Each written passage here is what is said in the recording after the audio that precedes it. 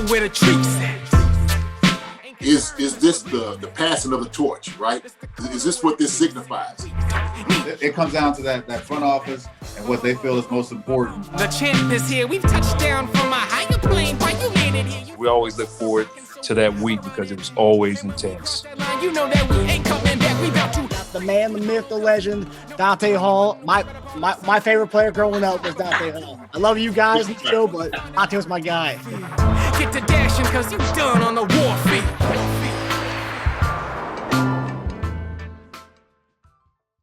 This episode of Chief Concerns is brought to you by BetOnline.AG. BetOnline.AG is your number one source for all your basketball info, stats, news, and scores. Get the latest odds and lines, including the latest player reports for this year's pro basketball playoffs. BetOnline is always your sports information headquarters this season, as we have you covered for all your sports wagering needs. Basketball, MLB, NHL, right to UFC, and boxing. BetOnline is the fastest and easiest way to get your betting info, including live betting options and your favorite casino and card games you can play right from your home. Head to the website today or use your mobile device to get in on the action. Be sure to use our promo code, that's BELIEVE, B-L-E-A-V, to receive your 50% welcome bonus on your first deposit. BetOnline, where the game starts. Hey guys, welcome to another episode of Chief Concerns. I'm Marcus Dash here with our host, former Chiefs tight end Jason Dunn. How we doing? So tonight, at the end of the show, we got another giveaway from Corey the Artist. So stick around at the end of the episode to see who the winner is. But obviously, we have our first guest tonight is former Chiefs tackle Jordan Black, who's here to talk all things Chiefs offensive line. So yeah, we had a really good conversation with him, and here it is. JB, that's my guy right there, man. Hey, look, when we talking about tackles, tackles and tight ends, man, it's like that's their brother. You know what I'm saying? That's true. It's your shoulder to shoulder. You know how Solar used to say all the time? Those, being shoulder to shoulder with your brother. Used to talk about Casey coming around on Storm Boss and going down the alley and all those different things. Used to love those stories. Those. Now, tight end and tackle being brothers isn't necessarily true anymore with all this spread stuff out there. It's kind of changing. You ain't kidding. You are not kidding. That's a rarity to see a tight end attached to the tackle and doing the dirty work, doing all the heavy lifting. Man, it's a whole different animal right now. You see, people don't realize back then, if you ran out of linemen, who was up to play tackle if we ran out of linemen? It's a tight end. That's you. Tight end. That's right. That's right. You can't do that anymore. No. No. You might have to forfeit the game, or you either figure something out. Yep. Yeah. It's almost funny because sometimes how we used to run the sets, and we would have the wide receiver kind of getting in the backfield and lined up. Yep. Watch him getting into a stance like he was like a 5-year-old. Yeah. Because guys never do it. That's almost like that tight ends now when you see them. It's like watching a little kid get into a stance. He gets like the little fog stance. Yeah. No, what we do, we would start in bone and then we'd explode out to empty or something like that. Yeah. Everybody be in the backfield. Yeah. That's it. That's right. But it was always funny watching that, like I said, that wide receiver get down in the stands. You're like, this joke ain't did enough of that at all. First time they got their hands dirty. Yeah, that's for sure. Well, so back in the day, when you guys played together, obviously every team had their receiving tight end, but they also had their blocking tight end. Now it's kind of the swing tackles kind of replacing that blocking tight end because, like you said, tight ends there are more so receivers, just a little bigger bodied receivers, I guess. So, but back then, were teams did they not carry a lot of blocking, or they did not carry a lot of swing tackles back then? Well, they did, I think, but you're right. They did have two tight ends. And, Tony was not your blocking tight end. So, yeah, it was just normal to have that extra blocking tight end. And it's not that he just blocked. You caught some balls. But, now the tight ends are just, that 250 range, you're not going to get a lot of blocking out of that against some of them big boys. No. And you got some that don't even want to do it. Yeah. That's the thing about it too, man. You know how blocking is. Blocking is at will. The will to want to do it. Yep. So there's a lot of guys, especially with college, with the spread offense being what it is today. There's not a lot of guys that get into that, with the tight end set and blocking in line. They just don't do it, and so it's really foreign to a lot of them. But back in the day when you would say that the tight end was kind of there, well, we had guys like Jordan said had the other tackles that obviously we knew everything was going on, and so when we would install our offense, tackles would know what the tight ends was doing.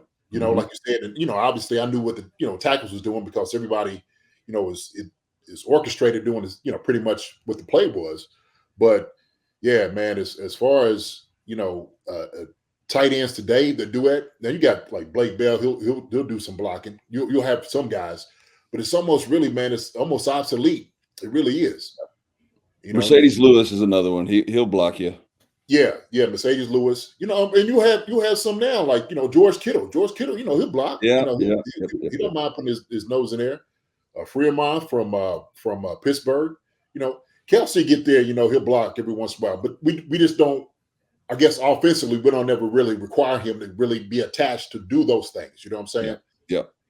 And so, yeah, it's a little bit different today, no doubt about it. But we know. Hey, look, Jordan, could you go out and catch a couple of balls if you need to?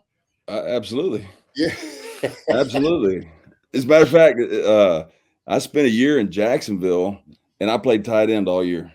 All year, they have a drinking game in the stands every time I reported eligible, and they call my name a lot. So I feel bad for some of the people engaged in that activity that year. But entire year, tight end. Really? Yep. Wow. I ran some routes they never threw to me. They had a plan to throw a ball to me. It was Monday Night Football. I think we were playing the Titans, and they just jumped out on us. And that was the game that I was going to catch a touchdown, but we were getting beat so bad there wasn't any point. So what could have been? You just hoping that, like, okay, here we go. It's going to happen right now. Yeah. Here we go. Yep. And now you're down by 3 touchdowns. Like, oh man, we ain't run this no. I'm not gonna lie though, I was pretty nervous. I was pretty nervous thinking about catching a ball. That's not used to that, but now I know they threw it to you in practice. You never dropped They did 100%. Caught everything. Oh man, come on. See, and it's in the game plan too.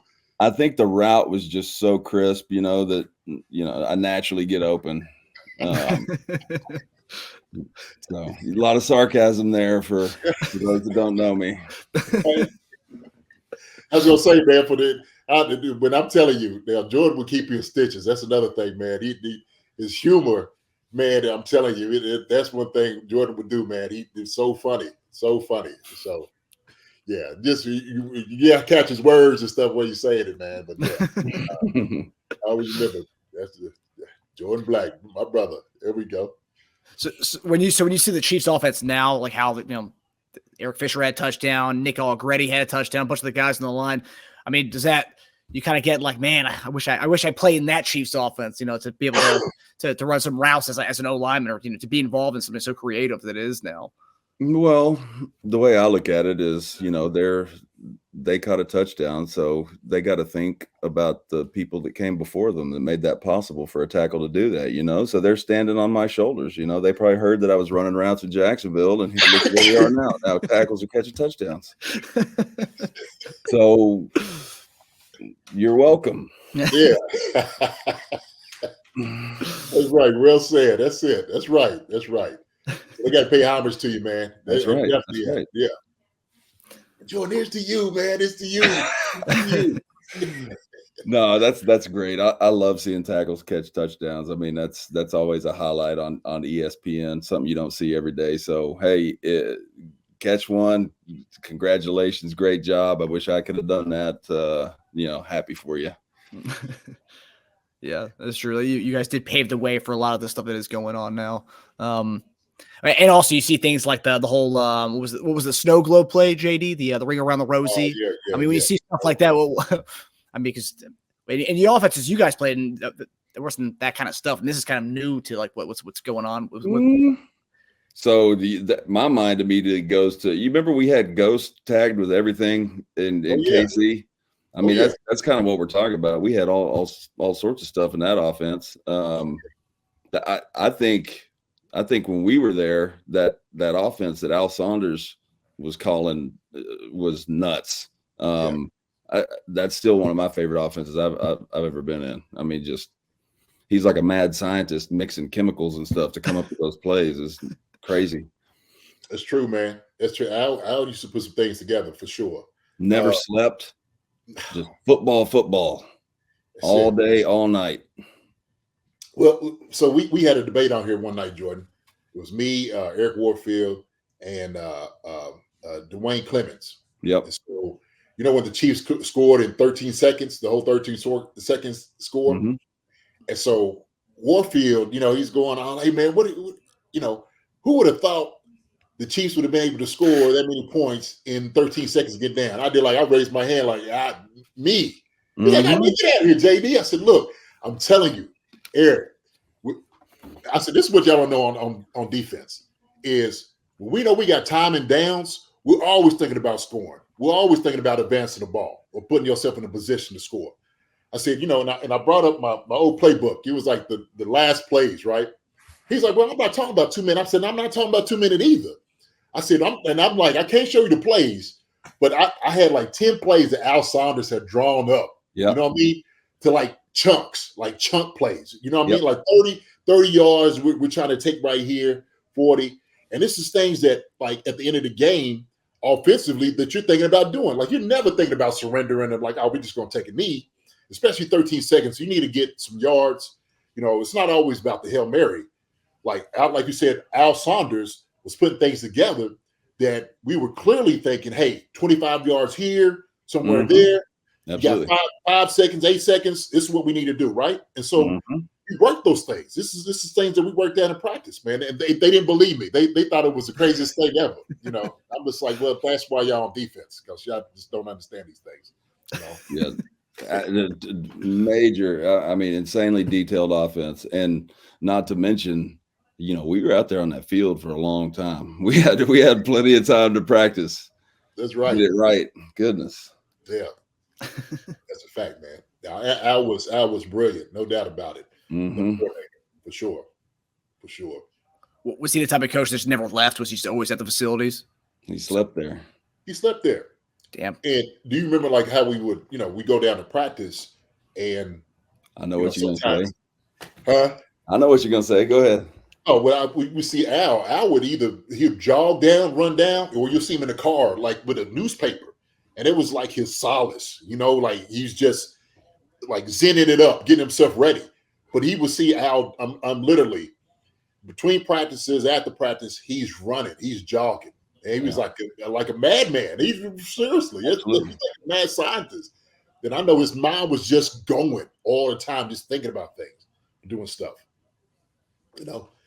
And he would, matter of fact, even between meetings and different things, he'll come to me or somebody and say, hey, JD, I was just thinking about this play right here. What are you doing? I'm sitting there thinking like, Al, you like, I'm about to go home or, I'm about to go to the hotel, and he's thinking about plays, that's just, I was just thinking about doing this right here. What do you think? And, you just in detailing, like Jordan said, he was detailed and things he was doing and what he was thinking. And so Trent was that, the scientist behind everything that Al was putting together, inventing, and Trent knew how to work it. He knew how to orchestrate it, being a maestro with everything, and he was on point with it all. So it's fun. It was fun, man. Fun offense, absolutely fun offense. So Jordan, like you've been watching just offensively, man. What Andy Reid, being to be gone, and those guys would have been able to do for the past few years. What do you think as far as style wise, offensively? I've always had it, like one of those things. I'm always about running the football more. Okay, They love passing the football. We kind of talking about like your, offensively, where you at right now, coaching, being a head coach. You're talking about balance and whatnot. What do you think as far as like the Chiefs offense? Just kind of give it like a nice little summary of what you think and how you feel about everything. Well, I think I'm going to be forever biased towards like that true West Coast offense. And like I said, the offense without Saunders still my absolute favorite. Now, one of the things that's changed about football is just the whole RPO stuff, which kind of came out of air raid. And I think the athletes are too good in the NFL to actually come out there and do an air raid. But RPO and the quarterback being able to recognize, like, let's do a box count and let's just take advantage of what's there. I think that's kind of what we're seeing in the offense. So really what Andy's doing, in my opinion, he's taking components of that West Coast system and blending it with spread and just coming up with some pretty wild things. And, a lot of the stuff he does any other place or with any other quarterback, that doesn't necessarily work. But they got a special quarterback, and I think it looks to me like they have a lot of fun doing what they're doing. So I think he's doing exactly what he needs to be doing with the quarterback that he has. So, and the run game, I don't think you can say that they didn't run the ball well last year. I think that's why they won last year, is because they were able to run the ball more effectively than years past. When Tampa beat them, they couldn't run it. Right. But I think they did a much better job running the ball. But so after Vermeil, Herm Edwards always had a saying that you pass to score, run to win. And I think that's absolutely true.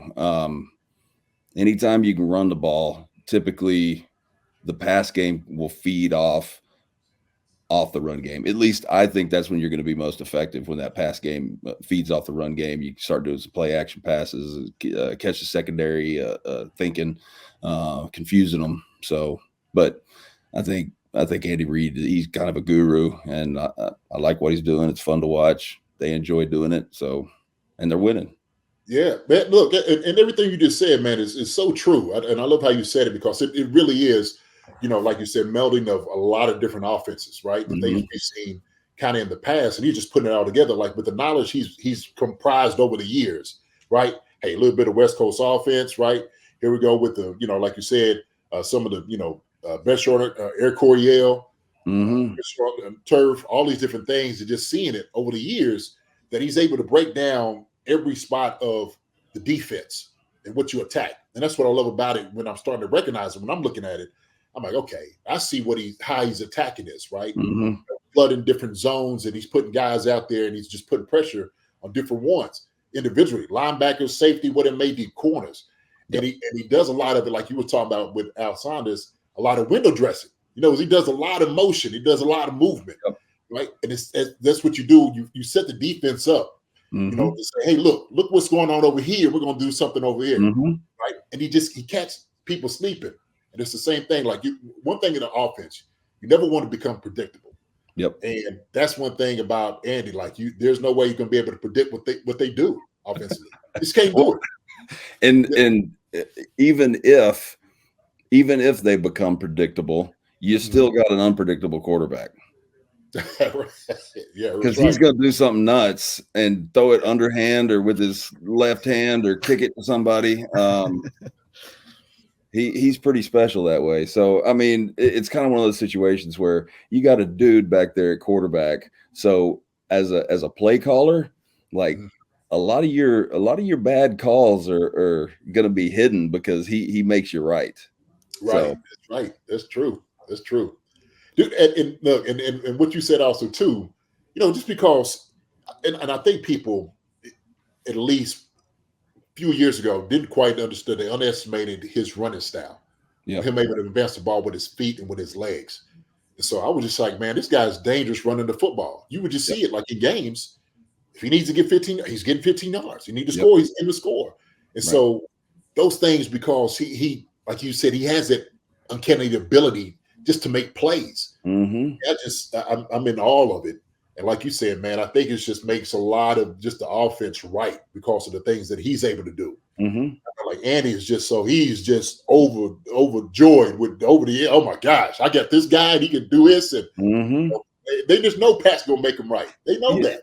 And what you're saying about his ability with his feet, yes, he does have that ability with his feet, but he's also got that intangible awareness of where everybody is in space. And this is going to sound like a crazy comparison, but I'm about to bring up Ben Roethlisberger. Okay. Ben Roethlisberger, not an athletic quarterback, but if you watch some of the things that he does with his feet and extending plays, it's not necessarily because of athleticism. It's because he has this phenomenal awareness of the field. And even Big Ben, he's going and getting 10 yards here. He's extending the play with his feet, running out of the pocket. How is he doing that? He doesn't have the athletic ability that Mahomes does. But what I'm saying is to pay Mahomes a compliment that he's got. It's not just his athleticism. It's his awareness on top of his athleticism that makes him so dangerous. That's right. That's true. That is 100% true. Yeah, and you just see it. And that's why it blows me away when people don't recognize, his craftiness, his creativeness, and how gifted he is. Right? You just kind of downplay it. Oh well, he's not the typical quarterback. Yeah, he's not. Matter of fact, that's what makes him so great, because he isn't the typical guy you're putting in, that standing back there like a statue and whatnot. This is a guy that's making things happen. Like you said, it's the spatial awareness. When he's out here. And just knowing where everybody is. That's the crazy part. And the great thing about it is he's got everybody around him playing at a high level because they're expecting him to do something great, right? Yeah. So when it's like when he takes off, he's like, you think he's going out of bounds and he throws it, these guys are like running around almost like Magic Johnson would do, like come pass out of anywhere, right? It's just like be ready. So I think that's what's taking the offense to a high levels, because he's gotten everybody else, and that's what the greatness really is bringing everybody that's around you to a higher level. No, that's the best example I've heard. Magic Johnson. That's on point. He is Magic Johnson at quarterback. Absolutely. Yeah, no doubt. It's so funny the Big Ben comparison. That's what Juju said when he first came on. We came on the team last year. He said kind of reminds him. He was obviously I had Big Ben at the end of his career, so he wasn't doing much improvisation, but he still did it sometimes. But he said this is kind of compares to the videos he used to watch of Big Ben when he was younger. The improvisation. So somebody already compared him to Big Ben. Juju said it would kind of remind him of that. That's I thought I was going to heard it first. I never heard it before. That was the first time, Jordan. Because I was wondering where you're going to be. Pioneer here. Jordan Black and Juju Smith-Schuster, the same, right there. Both of the Big Ben Mahomes. Credit to him. No, I was wondering where you're going to go with. Okay, Big Ben. I'm like, okay, all right, let me see where you it made no sense how he was able to do that. It was crazy. No, you're right. Yeah, you're right. Being so big. Oh, and he's like wilding, but like you said, he knows where everybody is, right? It's like, it's not like a guy just running, trying to save his life every time. Big Ben's like, okay, I'm measured about what I'm about to take off running and do. How much room I actually have. But yeah, man, and even going back to like you said about the running game, and I do believe that 100% that was the difference is the running game. And like you said, when you have a guy like Pacheco and McKinnon that were able to really captivate what they did in the backfield, getting yards, getting the tough yards, just making plays, that took the Chiefs over the top. If we remember during the playoffs when they lost to the Bengals and they was down on the goal line, and then they're trying to figure out they didn't even run the football. Right. It was like all pass plays, and I'm just like, yo, run the ball. But I think at the time they didn't really trust it. Yep. That's hard to do. As a lineman, we're thinking, look, we'll get you 2 yards. We need to get 2 yards. We'll get you 2 yards.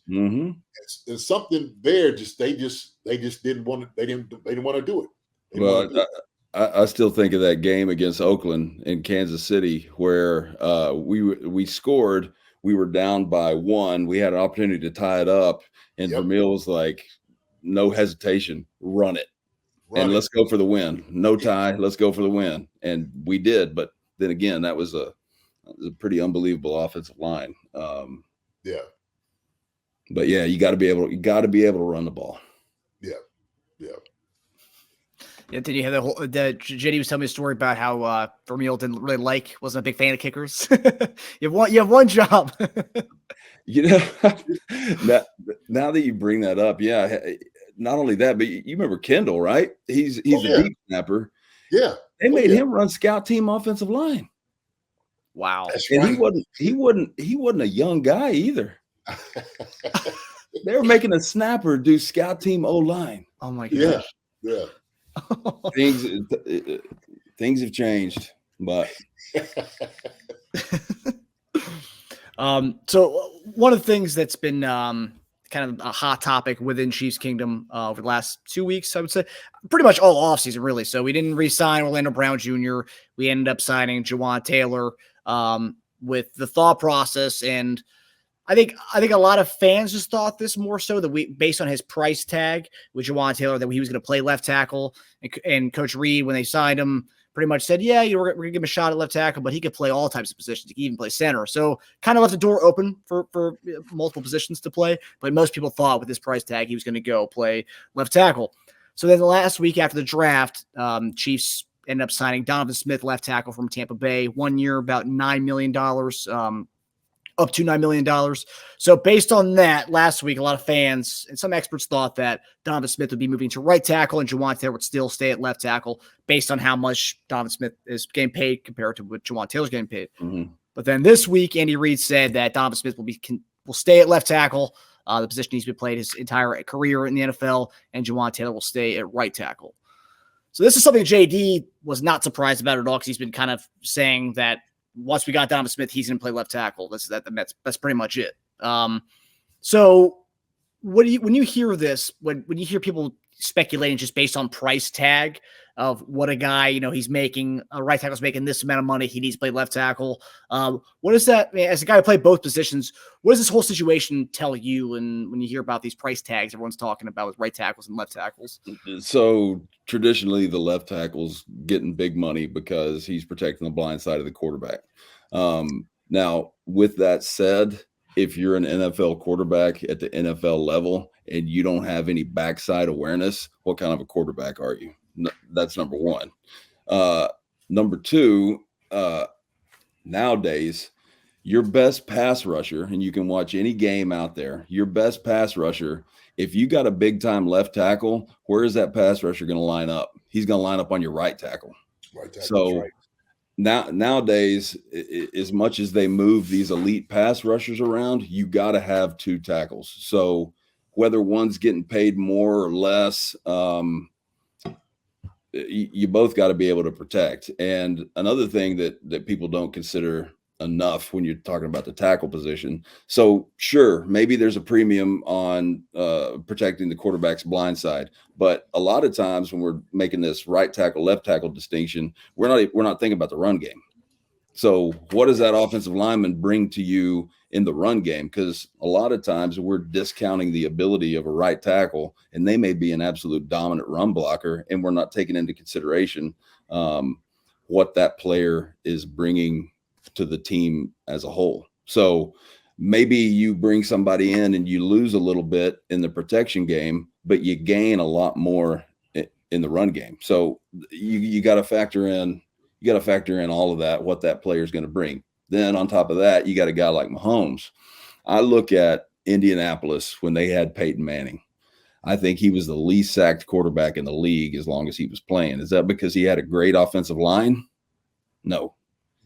He got rid of the ball so fast. He knew everything that was going on. So, I'm not trying to say those guys were bad, but the quarterback is going to make the offensive lineman better as well, and vice versa. So a guy like Mahomes, am I that worried about a pass rush? I mean, sure, but is it? I'm not going to lose sleep over it. I mean, you got a guy dynamic enough that, they're going to be fine at tackle is what I'm saying. Now, the issue would come in if they start trying to switch them and all that, because take it from me, that can be a difficult situation. I had to do it once, moving over to right tackle. I'd been playing left tackle for, I don't know how many weeks. And then I got thrown into the lineup on the right side, and I had a pretty rough game. So it's not easy for everybody, but then I spent a lot of time as a swing tackle, so I got reps at both. It can be done.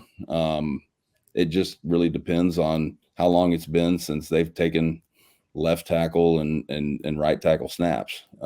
But doing it in a week is not ideal, but it can be done.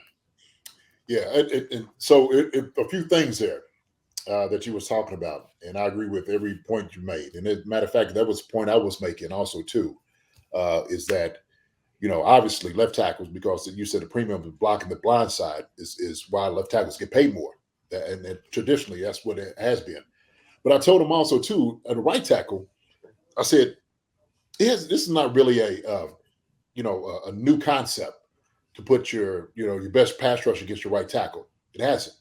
I said, over the years, over my 11-year career playing, I've had to the guys that was lined up at the left defensive end, I had Reggie White, Michael Strahan, Charles Haley, Charles Mann, Kevin Green, Julius Peppers. I mean, I could go on and on of guys that played on the right tackle. Like you said, this is not a new concept that teams have really been doing. Michael Strahan had 22 sacks in a year because he lined up on the right tackle. That's right. And so I don't think people kind of go back and think about those things. They kind of look at things right now, and I'm just like, listen, I blocked against the best to ever do it. And so the thing is, defensively, we understand that. Like, usually you'll try to attack, we'll say maybe the weaker guy. Okay, if your weaker guy is your center, you're going to try to attack him in some way, right? You know that. You're going to try to hit the A gap. If it's a guard or something, you're going to try to exploit the B. See, same thing with a tackle. You try to put him out there in space. But that's, with Patrick Mahomes, kind of going to him, part of the problem that OBJ had to deal with is because when I looked at the film and I'm watching this, Patrick Mahomes retreats farther than everybody else and every other quarterback. He's already sitting back at 7 yards. He catches the ball and he retreats for another 5 yards. So he's already sitting 12, 10, almost 15 yards back. As a defensive end, you're thinking now, because you're watching film, if I beat my tackle to a point, right? That's what you're trying to do. Because now you see where do we interject that? Okay. Can I get that back there fast and the tackle can retreat? And you understand how difficult it is. I mean, I'm blocking, I'm pass blocking too as a tight end. Yep. A lot of them coming in motion. And even then, Jordan, I'm talking about I come up with a motion, I'm 2 or 3 yards off the ball. Guys are still coming, and it's still stuff. You know what I mean? Yep. And so I don't think people quite understand that if your specialty, like you said, if I've been playing left tackle predominantly my entire life, my career, I will probably have a better chance at it than a guy that has been playing, the swing tackle, kind of going back and forth, because I just have more reps at it. I've been practicing it more. And so I tell people all the time, like, you got to think about the dexterity. You got to think about your hip. You got to think about your of getting over. And as a tight end, because we go side to side, I would get into the left-hand stance if I had to block a guy. Right-hand stance, obviously, if I'm on the right side. And so the difficulty of trying to do it on both sides, man, is very tough.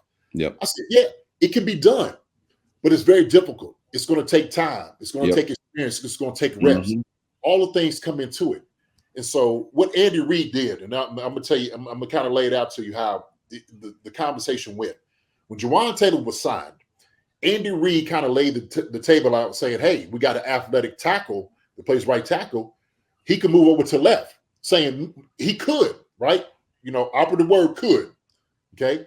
But he could play on any part of the line. And so what he's doing is he's actually kind of emphasizing on his athletic ability, right? Okay.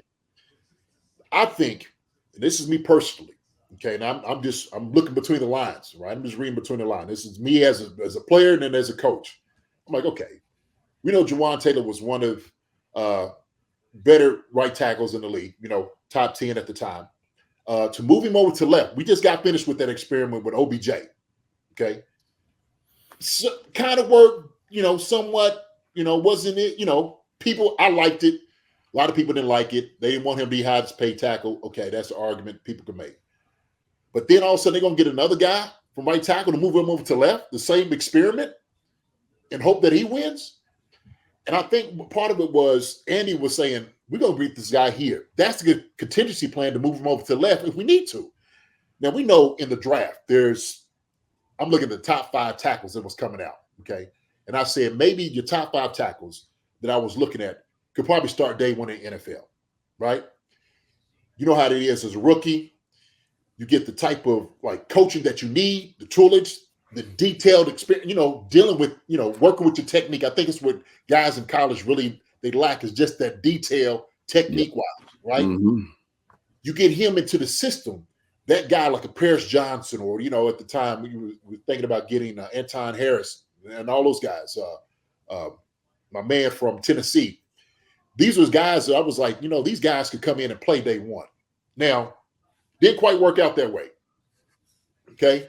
Didn't quite work out that way. So the Chiefs were like, okay, we don't got a top 5 tackle. Now we got to do something differently with our draft. Okay? They end up getting the right tackle later on, third round.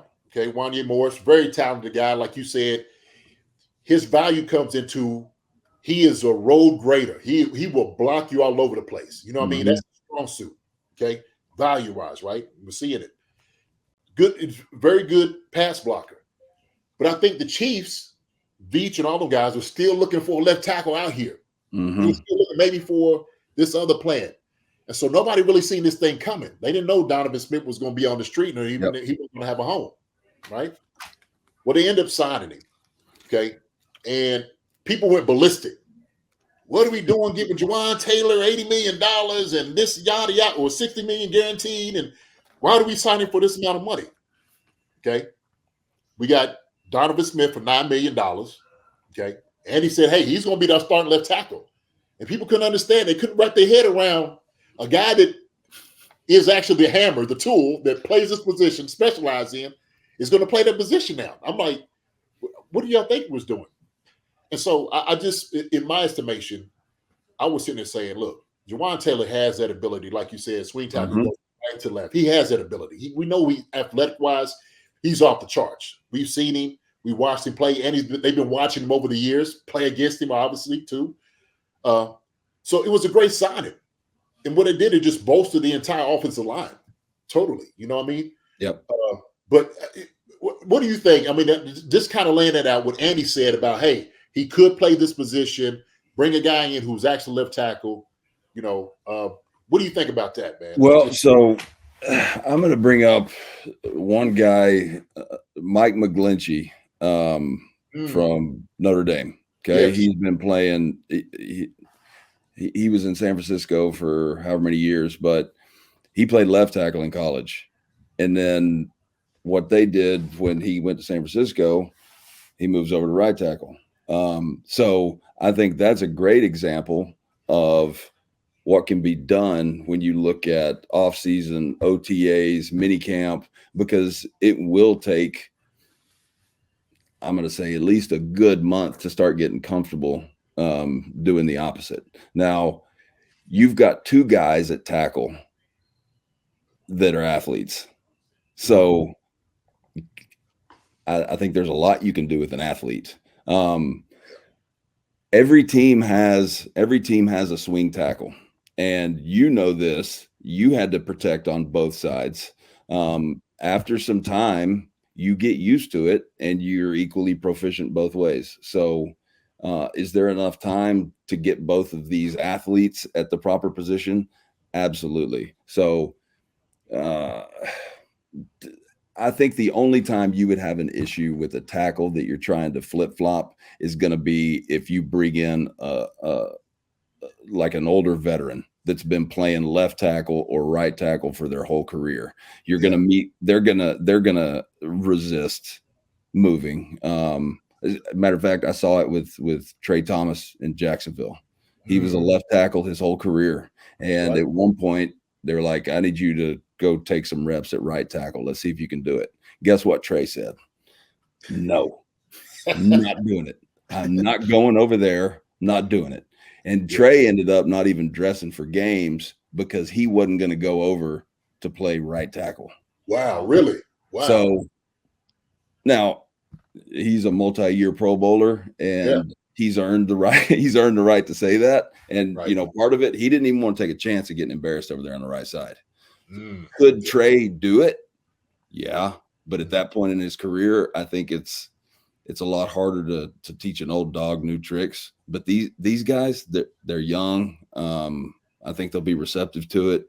It'll take them an off season to get used to it, and then they'll be perfectly comfortable, ideally, by the time the season rolls around. But you got two athletes. I mean, that's a good thing, especially at the offensive line. Right. And kind of going back to your point that originally you was talking about, like having that on the right side, you have to be proficient on that side as well because of the guys that you're going against, right? You can looking at the Watt brothers, the Bosa brothers. Yep. This is what you're seeing under the side. Yep. So you can't have chopped liver on the right tackle. You just can't. You got to have a guy. I know. You know what I mean? You're a baller. Yes. And so I said this: you pay a guy $80 million right now. Obviously, the market's going to go up year after year after year after year, right? Worse down there at Tampa, he's going to kill the market. He's going when he comes out as a free agent, he's going to rip the market apart. Mm-hmm. Right tackle, and so we do see that the closing of the gap. Okay, and I wanted people to understand the reason why it was still a gap there. I was like, look, there's still a gap because of the blind side, because you have right dominant quarterbacks in the league. That's the reason. Now, like I was saying before, when you have Patrick Mahomes who's retreating back a little bit further, 1 or 2 yards, that's huge. We know this is a game of inches, and then the yards back there for a tackle, because in your head the clock's going off. Like we know this, we know as far as like blocking. And I think people don't quite understand. Like when you're blocking, you got this in your head, like this point, right? That you're squaring the guy up, you're trying to stay square on the start, half the man, engage. And once you're engaging, you got to feel where the quarterback is too. You got to. I mean, that's spatial awareness as well, and it's tough because when you are, like you said, if you're been a left tackle your whole life and you're going to right, it's a little bit different, right? You learn everything. Can you imagine Willie Roaf? Okay, we know his hips was locked, left tackle, right? I mean, no way he goes over there. No way. There's no way. There's no way. And his gait is the way it is. Well, it's because he's been playing left tackle at a high level for so long, right? Yep. And so you got to bring in, massage therapists, chiropractors. I mean, we're talking about a whole different body, change that you had to do with somebody. Like you said, it'll take a whole off season to do it. Kind of get a guy ready. But like you said, an older guy would be, he would definitely fight it. But 2 young guys. Yeah, I think Jawaan Taylor, and I said this too. I said, I think you still leave the door open for Jawaan Taylor to go left tackle if you needed him to, if he needed to do that. But if you have a guy that is proficient, who has been left tackle for how many years has Donovan Smith played? Almost 10, has he got 10 years? He's 29, so I'm going to guess like 6 years? 6 or 7. 6 or 7. Oh. So in my opinion, he's still young. Yeah, he is. He's still young. And the thing is, he's still young enough where, he had some injuries last year. And so I know he wants to still win at left tackle. He's like, look, man, before I got hurt, I was one of the top left tackles in the league. Mm-hmm. The coach, the offensive line coach at Tampa was saying that. He was like, look, man, he could be top 3 left tackles in the league without a doubt. And he was just getting incrementally better and better every single year.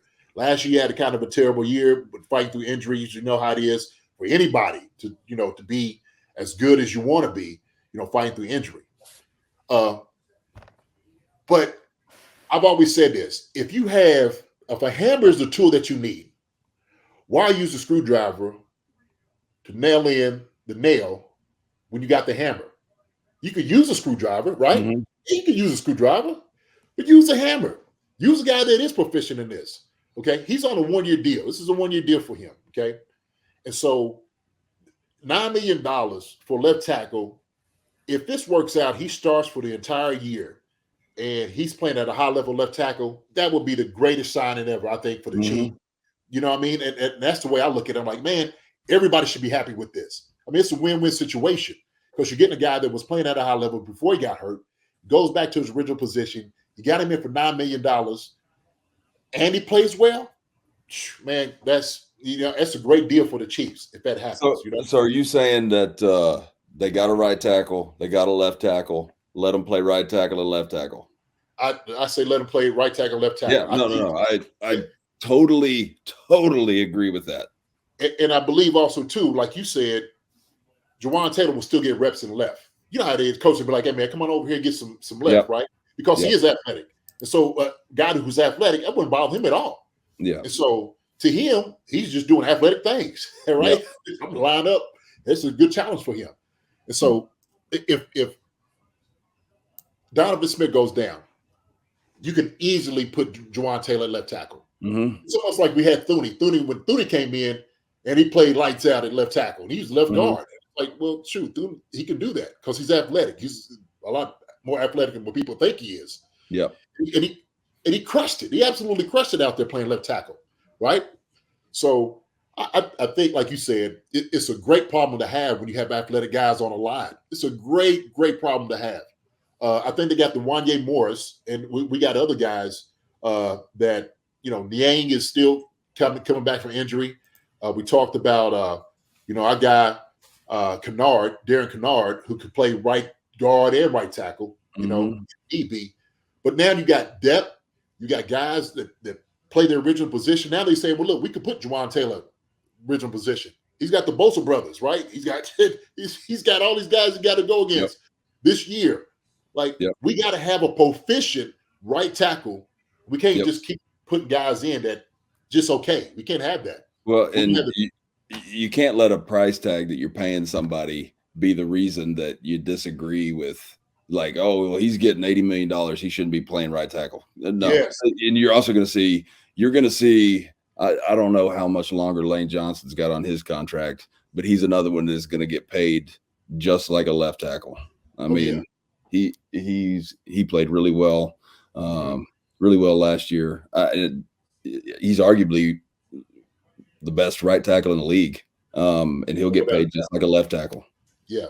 Yeah. I think he's making somewhere like $20 million. I think I had it on average. He's making the most of all the right tackles. Okay. It's ridiculous. This is ridiculous, man. These kids making this kind of money. Yeah, man. Yes. Yeah. Congratulations to him, man. I'm hats off to him. I'm happy for him. Yeah. Donovan Smith's deal. They released the details for Donovan Smith's deal today. It's 1 year up to $9 million, but it's only $2 million is guaranteed. The rest is incentive based. So it's only $2 million guarantees. I mean, it's only $2 million. Well, I've got to think about inflation too. We got to factor that in, and maybe that's something that the fans hadn't factored in either. Maybe they don't realize that $80 million is, not what it used to be. So. That's true.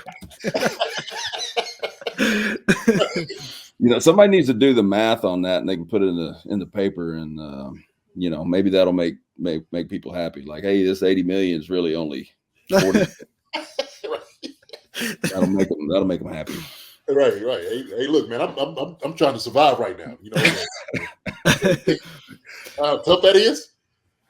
Yeah, I really believe, man, and kind of like just kind of seeing, what this offensive line has gotten better with the signing of Donovan Smith. Okay, because you're not really boxing the corner by saying, look, Jawaan Taylor has to go over to the left tackle. Okay, now you do have like that guy because it's a proven deal for him. So he's got even extra incentive because he's like, I'm trying to get back on track. And so if I play well with the Chiefs don't sign me to a long-term deal, somebody else could use me. Yeah, and he's going to go out and he's trying to win that job at left tackle. And Jawaan Taylor, like I said, he'll go and get reps over left tackle, but he's going to be the starting right tackle, no doubt about it. Unless, like Donovan Smith, and if all counts are true, he's healthy. They're saying that he's whatever he had. I think what they said is elbow might be part of the shoulder or elbow. Shoulder, elbow, one of them. Yeah, but. And I remember you used to wear the sleeves on yours, but you know how the elbows and stuff. If you're out and you're starting to feel better, we're able to lock out on guys, get hands on guys. That makes all the difference. It makes all the difference. Well, one last thing I want to add too, and shout out to Andy Heck, the offensive line coach. I was coached by Andy in Jacksonville, and I think he's a phenomenal coach, and I think he's done a great job with what he's got there. And I think their success in the run game, and I think there was a general nastiness there that they lacked in previous years. And I think Andy should get a lot of credit for that. And these guys are in good hands there with him, and I know that for a fact. So, Kansas City fans, I wouldn't worry too much about this. They're in good hands. They'll be all right. Good, man. Shout out to Andy Heck. Absolutely, man. No doubt about it. I don't think he gets enough praise as he does. And I was just saying that, him having to deal with this, he's up to the task. I'm like, hey, look, he's up to the task. Yeah. It'd be harder. He had to coach him up, but then who would you want coaching young guys like this up? Right. Absolutely. And you're right. Andy doesn't get enough credit. Offensive linemen don't get enough credit. We're so underappreciated. It makes us sad, people. It really does. So love us, like us. Don't. All we do is take criticism. We get circled by Madden, and it's always bad. They never talk about the good things that we do. Put in for the poor tackles right now making $80 million. They need to bump it up. You're right. But hey, man, I look, every point that you made, I think that's sometimes, having people understand, somebody like you went right to left, and having that confidence and hearing from you, letting them know, like, man, everything's going to be all right. These things can be done. It's not going to be such a big deal. I've reiterated that, hey, look, the Chiefs line just got better with the signing of this guy. Yep. And so everybody should be happy with that, regardless of how you think this is going to work out. They now you have, if he starts, beautiful. If he's backing up and you got, somewhat of depth, even better, right? Well, I'll tell you 100%. The offensive line now got better in the run game. No question. No question. Mm-hmm. So for whatever that's worth, I mean, if you won't be able to run the ball, they got the dudes to do it more so than last year. I assure you that. I agree with you. And that's going to be a big part of what the Chiefs do. With Pacheco coming back, apparently somebody said he had surgery. Crazy. He played the Super Bowl with a broken hand and a torn labrum. Okay. Now the hand would be a problem for me. I could do the labrum. I mean, that's kind of common actually, but broken hand. Whoo. Yeah. A tough son of a gun. Yeah, for sure. We got one of the guys, man, we had on the show last week. Deneric Prince, man, Derek Blaylock has been working him out. Okay. Yeah, Derek's down here. Yeah. Oh yeah. Yeah. His son's pretty big time. He's a big time tailback. Yes. I need to watch some film. I'll get like the little clips he puts on Twitter and stuff. Mm-hmm. But he says he's a beast, man. He's going different places with him and watch it. Is he? Man, he's the real deal. He's the real deal. Okay. So shout out to the Blaylocks too, man. Mm-hmm. I know Derek was going to have him ready, and Prince was just saying, like, look, man, I love Blaylock. He got me ready. He was like, he got my 40 time, faster. What did he say? This broad jump, was further than it was. Maybe it's vertical too. He worked with him, for getting him before the draft. And he said all his numbers went up with Blaylock. So he was working with him up until rookie minicamp. Like that was Wednesday night, and then he had a report there Saturday for rookie minicamp. So he was like literally there with him up until the last minute. Shoot, I remember seeing Derek when his son was just little. He'd post clips of him on that treadmill where he's running like, I don't know, 22 miles an hour or something. And I was like, good night. This kid is going to be a beast. And then sure enough, I mean, after this past season, that sucker's just blown up. He's one of the top backs in the country. Is that right? Wow. Yep. Wow. Really is he a big kid? Is he pretty big? Yeah, he is. He is. I think he's. I don't want to speculate, but he's got to be at least 190, I'd think. Okay. So, Now that's big for a high school running back. Absolutely. 190, absolutely. Yeah, sure. Like I said, you can pack it on in college, man. You get up at 210. You a problem. Mhm. They got that soft serve ice cream in the cafeteria. Yeah. They should take that out. That's really making people gain weight in college. So I don't know why all the universities serve it, but it's there, and they just go back and get more and more. Yeah. And you gain 15 pounds. And anyways, I'm sorry, I'm rambling. Bottomless ice cream. Yeah, I think it says his 24/7 Sports has him 5'11" to 175. He looks bigger than that to me. I don't know when they got that measurement, but he's got to be bigger than that. I think you're right. I think I seen him on Twitter, and Blaylock was saying I think he was close to about 190, 195. He might have said. Yeah. So yeah. And he's got 2 more years, doesn't he? Yeah, it says class of 2025. Yeah. Oh my gosh. Yeah. Wow. He's a beast. Yeah. Jeez. Yeah, we're gonna be looking out for him, man, for sure.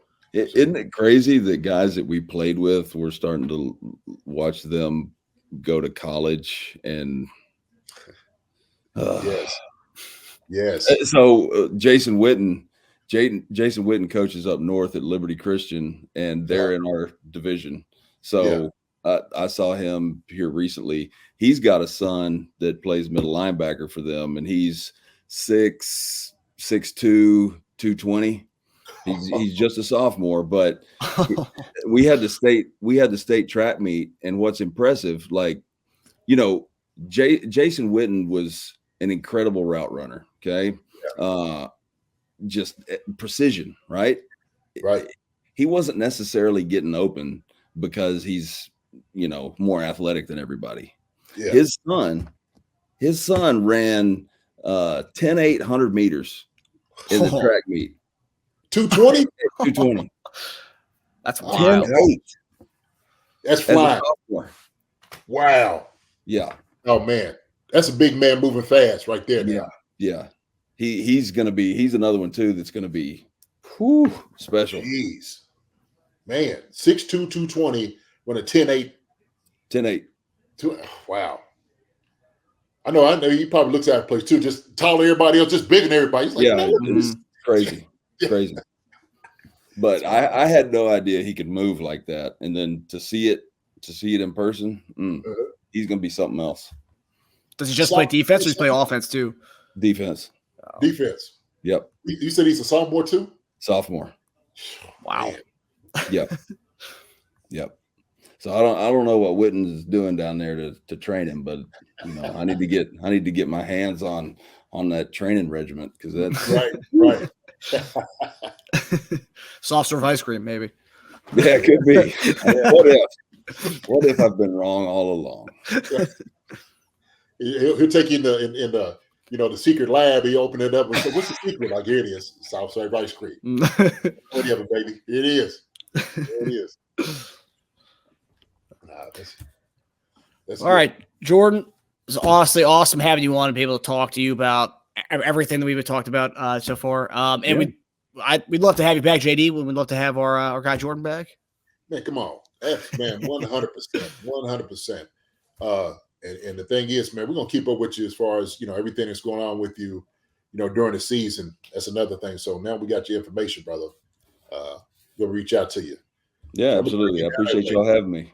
Yeah, man. Yeah, this has been, I'm telling you, just the feel good moment, man. Just first off, just seeing you, seeing that you're doing well, and I know the kids are getting are definitely getting a lot, and they're better for it. Having you as a head coach, I know that for a fact. Just man, for who you've been over the years, man, and just playing beside you. I know you. I know your jovial spirit about you, man, and the kids. I know you're pouring into them. That's correct. That's the idea, anyways. Yeah, that's it. That's the idea. That's the idea. Sound like you're doing it. I know you are. So, but yeah, man, we got to have you back again for sure. Okay, cool. Anytime. All right, my brother. Jordan. All right. All right, take care, man. Yeah, you too.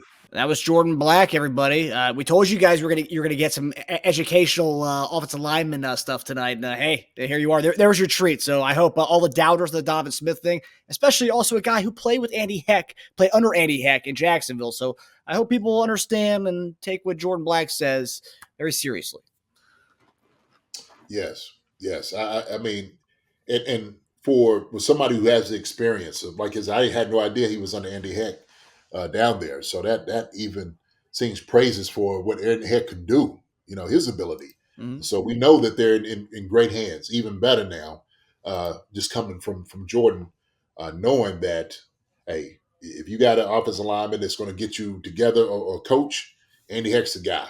Mm-hmm. And so we've seen that. We've seen that with the transition from Creed Humphrey and Trey Smith and what they've been able to do. Yep. And so that's good that Wanya Morris is here, but all the other guys being here too, Jawaan Taylor and open arms, bringing him in, Donovan Smith, Darren Kennard, all up and down the offensive line. It's going to be a phenomenal watching them this year. And so the main thing is you're going to have a very, proficient, even better offensive line than you had last year, I would say. And so that's what you want, because it's all about keeping PM15, Patrick Mahomes, upright and protected. Yep. That's your biggest investment. And so the more you can get somebody in here to do the job and do a very good one, we accomplished that. Mm-hmm. We accomplished that with this signing. I don't want to miss that, man, because like you said, we don't want to get caught up in the numbers, because you start getting caught up in the numbers where guys are, we know guys are here in the building. And so Jawaan Taylor, $80 million right now. Shoot, later on down the years, it's going to be higher. The market's going to change, and they'll see it. People will see market's going to change, and we got a great deal right now with Jawaan Taylor for what we got it for. Oh yeah, no doubt. Mm-hmm. Yeah, I hope that's the thing too. I think people just went too much into the numbers to really to understand the common sense behind the whole thing. It's like you're not gonna. A guy who's played left tackle for the last 8 years at a high level. I know he's coming off a bad season, but he was injured. And that's the funny thing we talked about before, but the whole why people shouldn't look at analytics and stuff. And this is why players don't play through injury, because when they do play through injury, what happens? The guy goes from getting paid top dollar and seen as a good left tackle to getting paid $2 million and seen as some Chief fans would say, just a veteran who's probably going to get cut during training camp. So it's right. No, that's a great point. That's a great point. Because the thing is, what do you have? What do you have to lose? Well, you have to lose a lot of money by doing that. Mm-hmm. That's what you're susceptible of doing when you get yourself out there and you're not, where you should be. Mm-hmm. I think people, will say the same thing. I keep kind of going back to Lamar Jackson, his deal. Well, Lamar missed games because he knew there was nothing on the field for him. He knew that. Mm-hmm. I'm not putting myself in jeopardy. I don't have a long-term contract. If I put myself out here and I get hurt, there's no guarantee. I'm not going to do that. And that was a great choice by him. Great decision. And look what happened. They look at his guaranteed money. Right. So, but yeah, Chiefs wise, man, no doubt about it.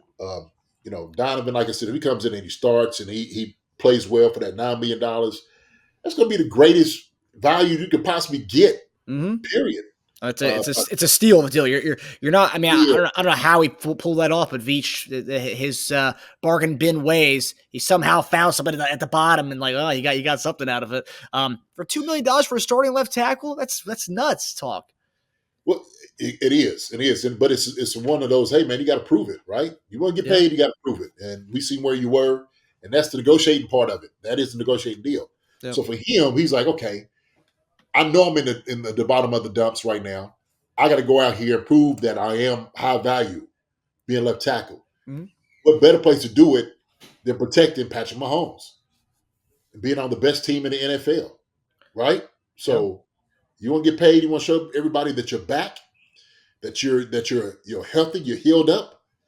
Perform right now as a starting left tackle for the Chiefs and do well. Yep, and it all pay off for you. He's 29th, so as Jordan said, 29 is still young for a left tackle in this league, so it's very young. He's got at least one more big payday left, so like you said, it's a prove-it year for him. Absolutely. So talking about money, so this is a great segue to talk about money, JD. So 3 years after signing a 10-year, $450 million contract extension, Patrick Mahomes could be receiving a new deal from the Kansas City Chiefs before the start of the 2023 season. According to Pro Football Talk's Mike Florio, he said this week that two-time NFL MVP is expected to sign a contract that will make him the highest paid player in league history, and the report is that it will happen before week 1. JD, obviously everyone always talks about the biggest bargain in the NFL is Patrick Mahomes and that 10-year contract.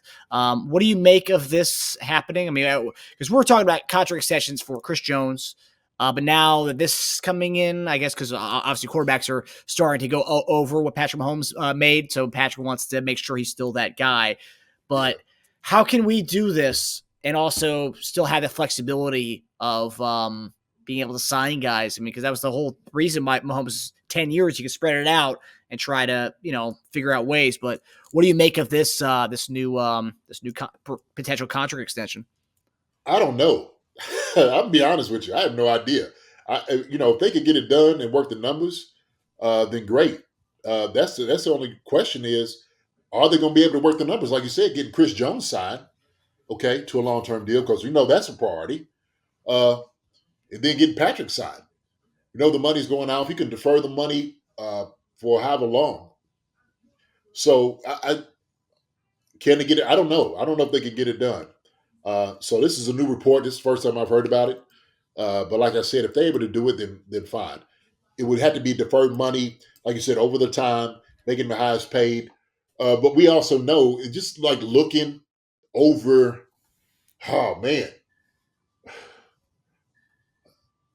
looking over the roster, guys that are coming up, okay? Right? We know free agency is, there's going to be a few guys who's going to be wanting to, some payoff, some paydays. And so, if they do that, they're gonna know probably some of those guys are gonna have to say bye-bye to. Right? I know. We're barely paying anybody as it is.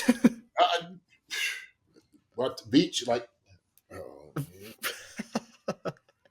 he Joker, he gonna make sure. But they'll have to, after they get Chris signed, and I would think they'll have to be sign Chris first. That's priority. Get Chris signed before you do Patrick. I would think that you would do that. And I think you have to do that. So once you get Chris signed, then you could kind of work out like what, how are we going to do this with Patrick?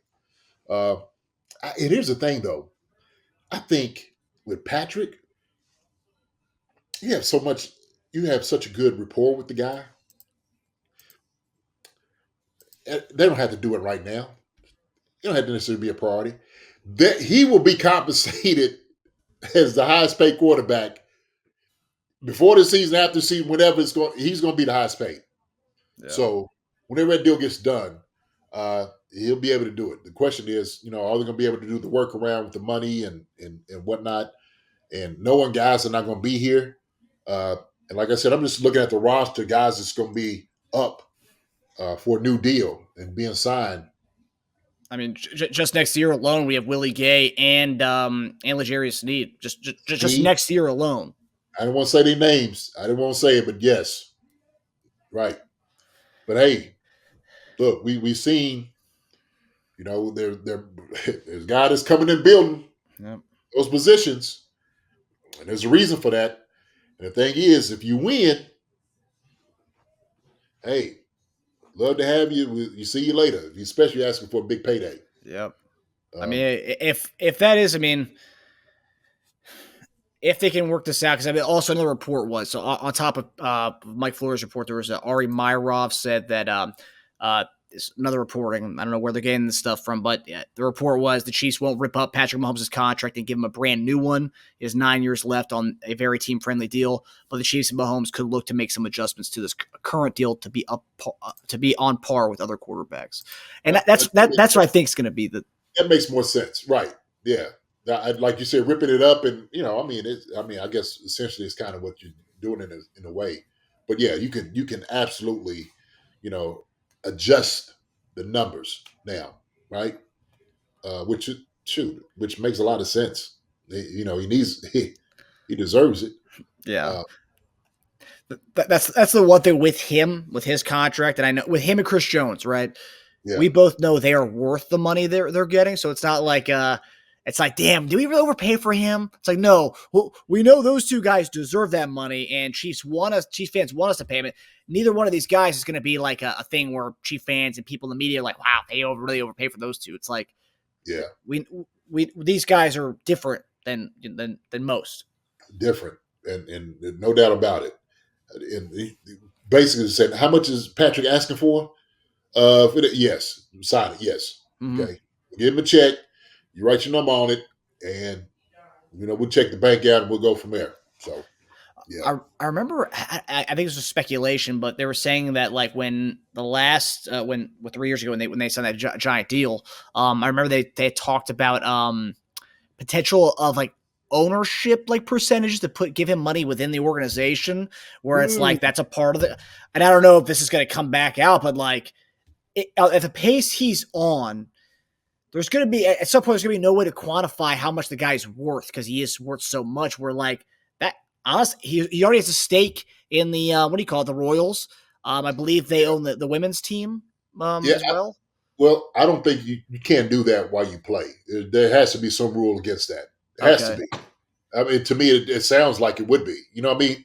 Because it's like, well, shoot, I get he stake into place, but it has to be. It just something about that don't seem right. It seems fishy. Yeah. Next thing you know, now I was going to bring up what's his name, Antonio Brown, and him not paying people and stuff. Okay, you locked out of the hotel room. You playing with me? Yeah. No, that would be interesting, but like. Maybe is it different since Lamar Hunt or not Lamar? The Hunt family is the one that they own the team outright. It's not an ownership group that runs it. Like they can cut a deal where they can give a percentage. Or even though he's like not even like he also wouldn't be above the 50% threshold, but like give him some kind of percentage to keep him happy. I don't know, man. That's that. Now you talk about different things. Royals, cool. You start playing. Deal with that money over there. That's fine. That's okay. All right. Yeah. But, he's got his hands in a lot of different things. I don't know. You never know. They could get creative with it if Hunt and Veach are being cheap about paying money up front. Because think about it, that's less of a blow to the Hunt family. It's, you know what, we're gonna give him 2% of the other Chiefs. It's all you, 2%. You know what? Not money now. Maybe in the future that'll continue to add up over time. But right now, it helps us out. Yeah. Hey. That'd be a sweet deal. That would be a sweet deal. That'd be amazing. Oh, my gosh. Come on. Oh, man. Well, okay, so since we're talking about Chris Jones, another segue here. I love the segues. We're going contract to Mahomes, Jones extension. So this week, and actually Chris Jones actually retweeted our account on Twitter. So a couple days ago, Chris Jones had a tweet. Let me go to it. Out of nowhere, he goes, where is it here? Okay, the real Frank Clark. Let's finish it. ... at Chiefs, and then he also tweeted at the Beast Pinnell, referring to Mike Pinnell, our old defensive tackle. I took that tweet, I quote tweeted it, said "Make it happen," and I put I had a picture of all three of them. He retweeted that, and then the next day he put bring the shark back at Chiefs. So he's not making. I mean, he's making no bones about it. He's literally adding the Chiefs publicly, and then today. Bringing the shark back, ... I will post every day until it's done. So he's making it pretty clear that he wants Frank Clark and Mike Pinnell back, his boys back in the kingdom. What do you make? I mean, we talked about always having the kind of veteran presence in the building, especially on the D line. And then also we talked about D tackle depth. We don't really have a lot of D tackle depth. Edge, you can make the argument we have a lot of edge rushers, but the D tackle, I kind of like the Mike Pinnell signing. But what do you make of Chris Jones being so public about this recruitment of the guys? I mean, it's his boys, and I think you should. And so that's what you're going to do for your boys. You're going to, hey, look, I'm going to politic for them. I'm going to bring them back in the building. We the ones who brought it here. Sure, let's finish it up. And so that's being a good friend. That's being your partner, your boys. That's how it should be happening. You got your partner, your homies back. Hey man, bring this guy back, man. We did it together. I don't know if it'll happen. Don't know. I like, bring, Frank back, sure. Obviously it's like on a friendly deal, um, not 10 million or nothing. I'm not sure they ain't got they talking about trying to sign Patrick. Like, hey man, hey, but wait a minute, trying to sign other guys. But if you bring him back, especially Frank, if he's not doing anything, he's not signed anywhere. Shoot, you give him, limited reps, come and teach these guys how to be, what it's all about to be on championship team, how they all, mold together. That'd be exciting, man. It would really be exciting. It'd be great for the kingdom just to see, Frank come back. Like I said, it'd be like the old gladiator coming through, cheering him up. One good time. Pernell also too. I looked at our defensive tackle depth. They talked about some guys here. I don't know, and they might find some guys. Remember, there were some free agent guys that's supposed to be, turning some heads. Yeah. Right. And I don't want a free agent guy who may have the ability to come in and actually, contribute. I don't know what degree. For Mike, where has Mike been? I haven't seen where's Mike. He was with Chicago last year. I believe he got hurt in that ended his season, I believe. Okay. All right. So I don't know what type of shape Mike's in. I don't know. But would it bring some depth here? Sure. He get the job done. They would have so much fun in that defensive line group in that room. It'd be an incredible experience, for the guys, young guys, just to see how these guys just get down, and how they play together. So, but no, by all means, man, hey, Chris is right. Shoot, bring these guys back. If you can bring them back for something that is friendly, sure, why not, man? Why not? Yeah. No, I agree. And plus, having Frank Clark in with that edge, and we always talk about you never have enough of these guys, and we drafted two of them. You get one back in there. Obviously, if we bring him back, probably there'll be Dunlap. He'd be our veteran edge ad for the season. I think if we were to bring him back. Yeah, and the thing is, Frank, and you, especially if you have him on, a pitch count, and have him come in, shoot, no telling what he can do, right? Yeah, seriously, you prolong his career that way too. Yeah, absolutely.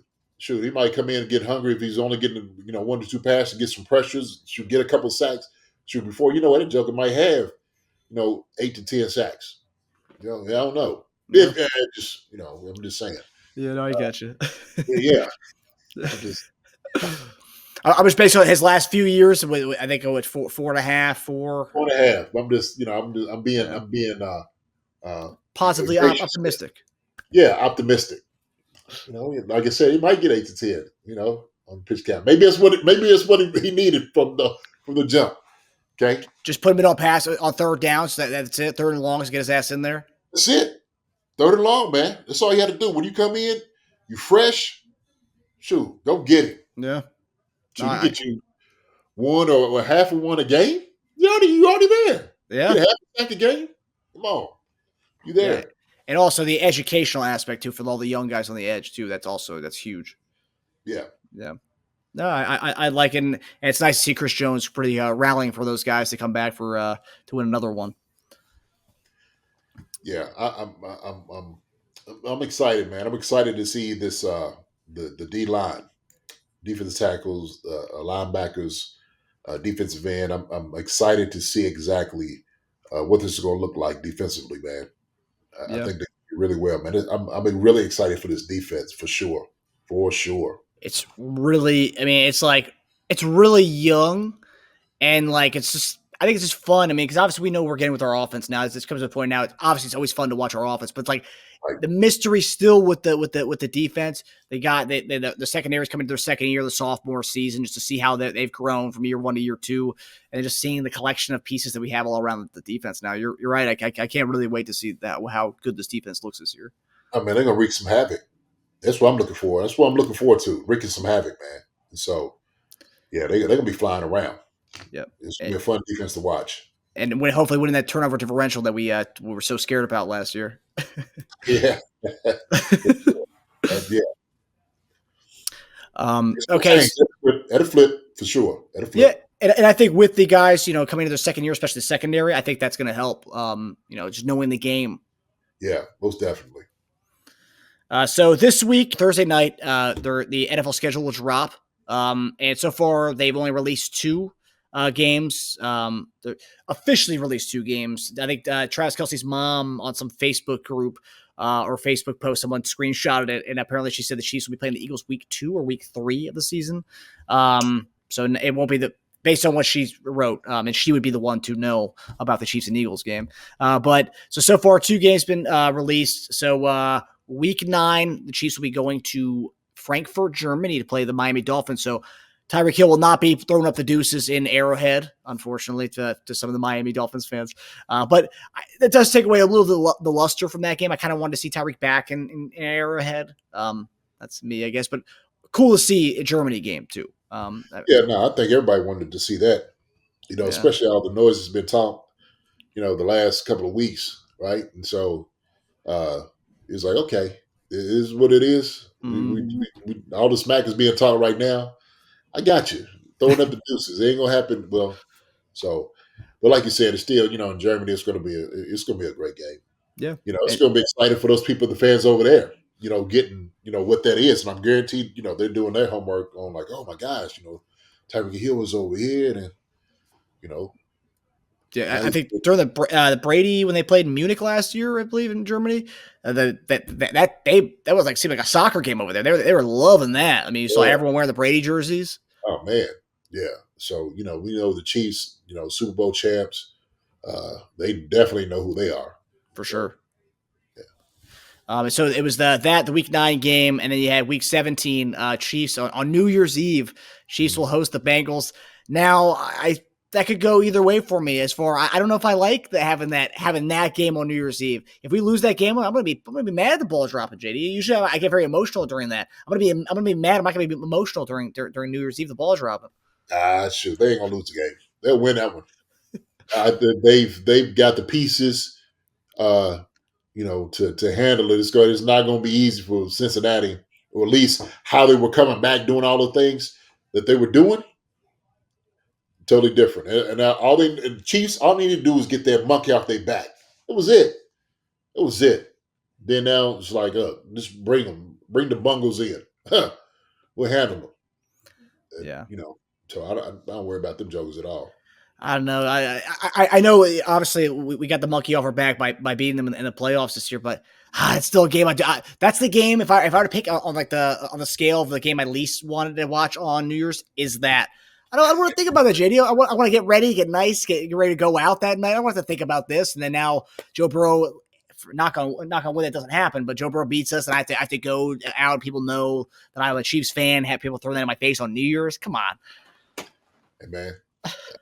Don't even think negative. That's a win. You got to think that's in the W column. Yeah. So yeah, just thinking how great you're going to feel when we do win. Right. It's true. It could be a tale of two nights though. One feeling over the moon, and then one I'm feeling dreadful. Maybe not go out. Maybe I pay all this money for the all you can drink ticket and not go after we lose to the Bengals. We're not gonna say we're gonna lose we're not gonna do that, Marcus. No lose. Not we can't talk that way. We do not talk losses and L's here. We don't do that. You're right. Okay? You're right.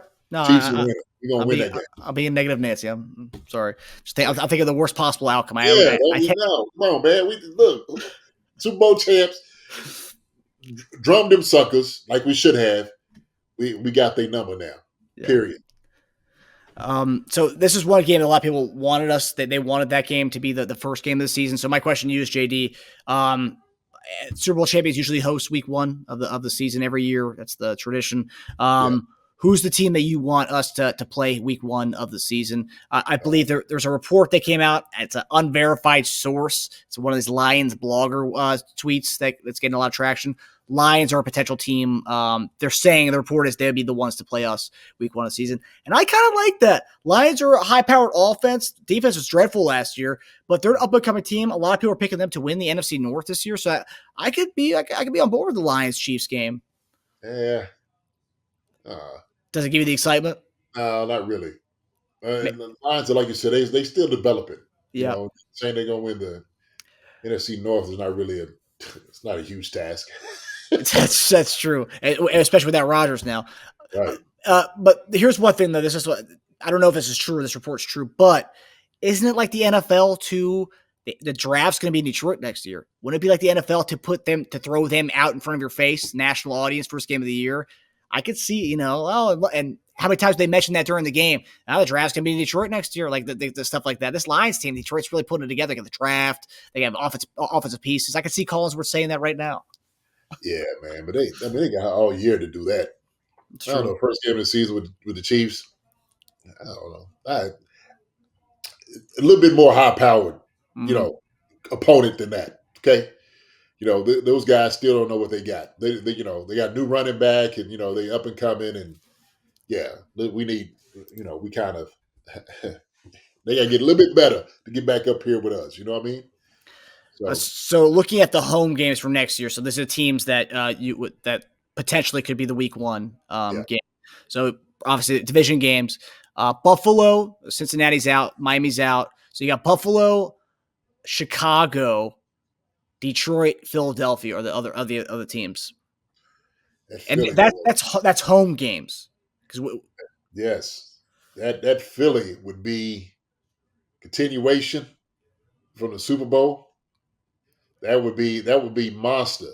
You know how many people would just show up just to see that? Like, for real. So we're talking about arguably probably the best team in the NFC, right? And the best team in the AFC. And so the two best teams probably in the NFL. And then also you got the ring ceremony right before the game too. Oh man! Oh my gosh! You had to watch this. That's rubbing in the wound right there. Yes, it would. It'd be an absolute battle. Oof. And both teams got new pieces. There's new pieces all around, man. Mm-hmm. That would be when I'm talking about high powered, fast. That game now, if you want to set the season off, that would be the fireworks right there. That would be smart. That'd probably be the highest rated opening game for a really long time. No doubt about it. Shoot. This you won't get revenge down to. How many teams have had that chance and opportunity? Yeah. To get revenge on the very next game that you play, coming into the season, okay, ring ceremony right there in our faces too. Oof. That's the part that does me, and the ring ceremony aspect of that, because you forget about bulletin board material. You don't even need bulletin board material. You're watching that right before the game. Hey man, you might see Sirianni over there crying again. A little kid. You know what I mean? A little tear might come out again. Yeah, but this be like enraged anger. A different type of tear. Yeah, different type of tear. Buffalo would be an interesting one too. You could even play it up at the AFC Championship game that we never got to see last year because Bengals beat them, and that's obviously Allen Mahomes is always a pay-per-view event. Yeah, that'd be a good one too. It would be. But yeah, nothing compares to the Super Bowl rematch. Buffalo I want to see, somewhere else, but they always hold on to the beating the Chiefs and then always fizzle out at the end. That's what the Buffalo always be. So yeah, every year it's gonna be like that with them. It's funny too. I feel like because Buffalo, we had that one game right with the that was the divisional round, wasn't it an AFC Championship game? We haven't really had many meaningful games. Obviously, the 13 seconds game was a fun game to watch, but that wasn't there's no AFC. It wasn't an AFC Championship game. It wasn't anything meaningful. Buffalo still hasn't. I feel like a lot of hype with Buffalo every year. It's a lot of hype every year. They can't. It's a lot of hype, man. It's it looks like the Buffalo of old. Yeah, seriously. But at least Buffalo of old would get there at least. I know. All right, guys. So, okay, before we end the show, we obviously talked about our giveaway, our raffle. So I got the a lot of people participated in this, like last one. I think actually more participated in this one. So the painting from our guy Corey the artist. So whoever wins, I will DM you, ask you for your address and all that stuff, and Corey the artist will send you personally this amazing no-look pass from Patrick Mahomes, the piece of artwork from the game at Denver last year. So I'm gonna this afternoon I went and put all the names in the look at that. It's a lot of names in there. So make sure everyone's Hold that height up there a little bit so to make sure it ain't like you ain't stealing or doing something on flim flam. There you go. There you go, Marcus. Yeah. Okay. Little shuffle action. That's perfect. Yeah. All right. So we're gonna do this. I'm not gonna look. I'm gonna be looking at you, JD. As I do this. All right. Get in there. All right. Okay. All right. Okay, got it. All right. We got a new name here, guys. So we get at our Chiefs fan 71. That's her handle, and then the name that she goes by on Twitter is Sherry. So Sherry. Hey. There we go, Sherry. There you go. Congratulations. Wonderful. All right. Okay, so Sherry, we will our Chiefs fan 71. We will contact you about your address and getting all that good stuff for you, so we can deal with you and getting you. Congratulations, Sherry. Congratulations. That beautiful painting. It is a really. I know we're doing the giveaway, but it is an exquisite painting. I wish we were getting one, but whatever. Whatever. We'll talk to Corey the artist. Make sure you guys get. Corey, he'll do something particular for us. How about that? Yeah, that'd be nice. But all right, well, that does it for us, guys. We hope you guys enjoyed the conversation we had with Jordan Black, and obviously, it's always amazing hearing from our guy JD. We don't have to say it anymore. We love hearing from JD every week. But it was amazing having talking to those guys and seeing them see each other after all these years. That's also another beautiful thing. It's always seeing the connection you guys have. You know. Hey, it's deep, man. It runs deep. So, man, guys you play with, man, you care for. So, all those good things, all the success he's been going through and what he has, man, is beautiful to hear. Beautiful to hear. It's be a great segment. People just to listen to, get some information. There's a lot of knowledge there. And so it was a great conversation. For sure. We'll have more of these. We'll have more of them.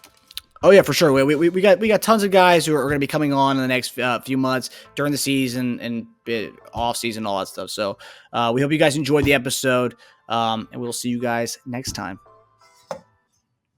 Hi everybody, thanks for watching. Subscribe here to get the latest from the show. Also, be sure to check out the best clips from Chief Concerns. And if you prefer to listen to the show, subscribe and follow us on Apple Podcasts, Spotify, and anywhere else you get your podcasts.